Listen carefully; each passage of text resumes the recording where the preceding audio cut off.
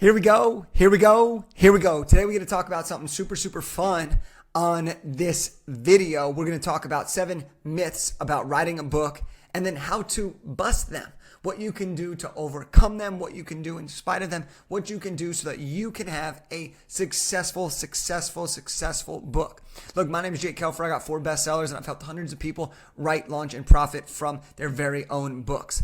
And I've talked with thousands of authors, aspiring authors around the world, and I've heard every objection and every thought, every misconception, and I want to break down and shatter just a couple of them for you right now.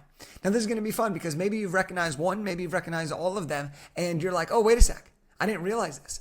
Well, let's break it down. Let's give you some education, and hopefully this will inspire you and help you to write a really great and positively impactful book. So the first myth is that everybody thinks that the first thing you should do when writing a book is write. Now, common sense wise, this makes a lot of sense. If I'm going to write a book, wouldn't logically I just start writing the book? But you couldn't be more wrong. And as a matter of fact, I don't encourage anybody who wants to write a book to just start writing. Because what happens is you get all excited, you get all this motivation, and you just start. And you can get some words out, which is great. But then you're only writing without a plan. You're only writing when inspiration strikes. And then you often stop making progress. Instead, you need to have a plan. You need to have a strategy. And so the first thing that you should do is not just write. The first thing you should do is find the right idea. Validate that idea. Outline the chapters. And then set aside time to actually write. Identify your niche. These are all things that we recommend authors do before they actually write the book. And when you do this, not only are you not writing and wasting a ton of time, but you're able to write your rough draft very effectively, very efficiently, and often in the first 30 days. So that's myth number 1. Myth number 2 is this. Traditional publishers, if you get a traditional publishing deal, they will market your book for you. Now, unless you are a huge name, or you have a huge audience, or you're a major celebrity, this is often not the case. I've talked with several of my friends who have traditionally published. Some of them have been New York Times bestselling authors, and they've all said the same thing. The publisher does not market the book for them. They're left to market the book themselves. And so knowing this is often one of the biggest reasons why people want a traditional publishing deal. And I'm not saying that getting a traditional publishing deal is bad. For some people, it makes a ton of sense. But I do want you to know that the myth of them marketing your book for you is simply not true.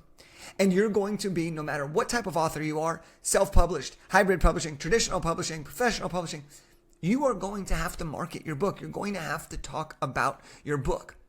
Now, here's another thing. The strategy of posting once and hoping your book goes viral is not a true strategy. So I really want to encourage you that if you are thinking about writing a book, to understand that no matter which direction of publishing you go with, you're going to have to market your book. And I encourage you to find a team.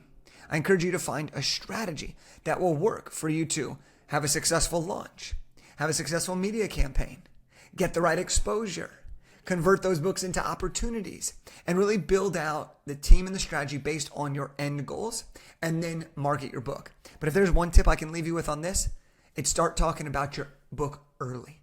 Talk about it before you think you need to. Document the process, showcase the journey, and then once it's launched, talk about it again, and then talk about it some more. That is the second myth.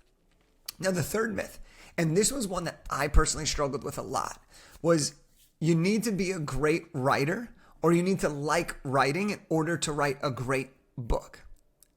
After writing 4 books myself, this couldn't be more false of a thought, but it's a real thought.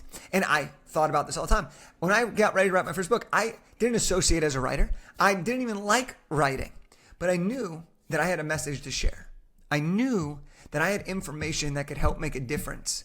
I knew that I could put what I've experienced into a book and have success.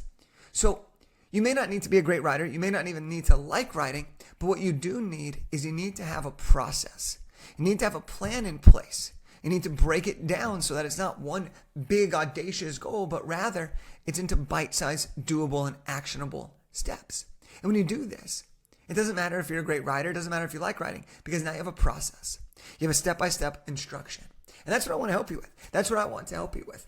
So the fourth myth is that you must spend a lot of time to write a really great book. You got to spend a year. You got to be available all day, every day. You got to go to a cabin in the woods and lock yourself there.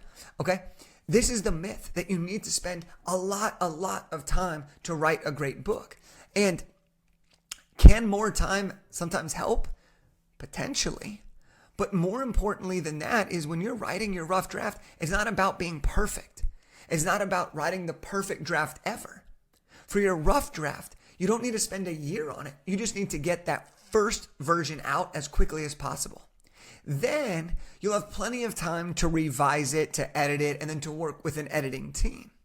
But the myth is that you need to spend a lot of time or years to write a really good book.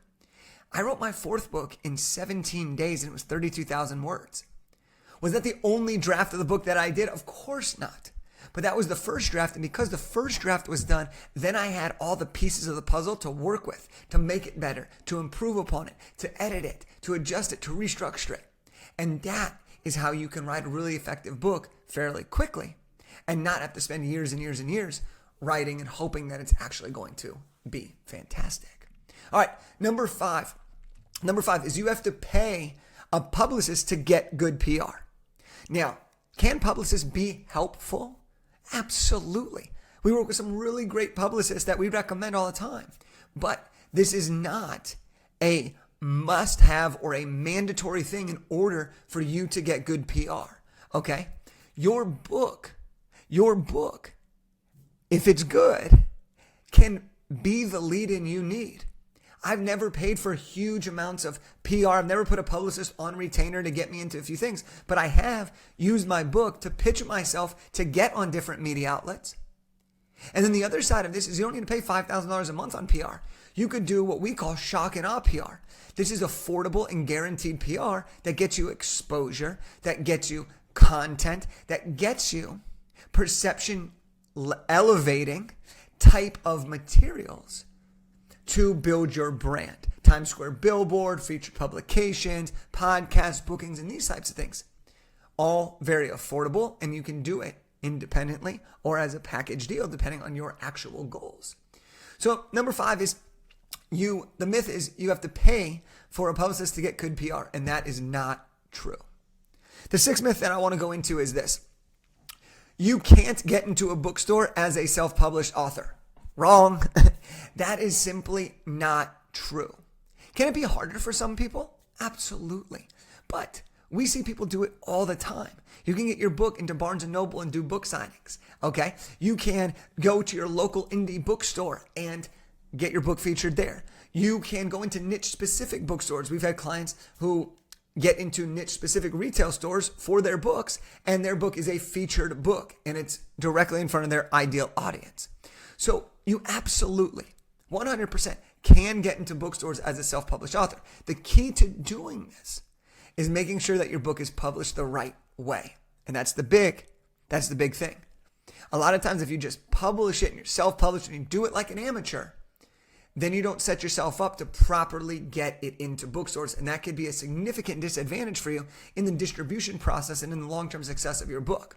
So you absolutely can get your book into bookstores. And then the last myth that I'm going to share with you right now is this. You have to be the best expert or a celebrity or somebody famous to write a book. And that is simply not true either. That is simply not true. Is it a thought that I had? Is it a thought that other people had? Yeah. When I was getting ready to write my first book, I thought that you had to have been somebody, made money, or had a certain status in order to write a book that someone would actually care about. But that wasn't the case at all. All I needed to do was not be the best expert in the world. I just needed to be 1 to 2 steps ahead of the person that I wanted to help. I just needed to have gone through the transformation that now I was going to share within my book. Look, I wrote a career development book at 23 years old with 1 year of work experience. And yet that book was incredibly successful as a career development book. And people thought it was crazy. But I was like, look, I'm not 25 years of experience, but I am relatable. I am 1 to 2 steps ahead of the audience. And so I could write the book in a way that spoke to them, that resonated with my audience. And that was why my book had such high appeal and why when I spoke on it, it really, really resonated. So these are 7 myths, okay? 7 myths when it comes to writing your first book and how to bust them. Look, There are going to be so many things that come up that could stop us from writing a book, but I don't want any of these things to be the reason why you don't pursue your dream of writing a book. So I hope that you found this inspiring, and I challenge you. What is the belief? What is the story that you're telling yourself? Let's shatter that together. And look, if you want to get a free copy of my book, Big Idea to Bestseller, which is a step-by-step roadmap on how to write, launch, and publish a nonfiction book, then you can go to bigideatobestseller.com/free-book. We'll send you an absolutely free copy of the book. If you want to actually build out your game plan and actually go through what's stopping you and what you want to achieve with the book and map it all out and how it's possible, then go to bigideatobestseller.com/call, and we'll hop on a call. We'll map out your book, and we'll see if we can help you out with that process. So there you have it. 7 different myths about writing a book and how to bust them.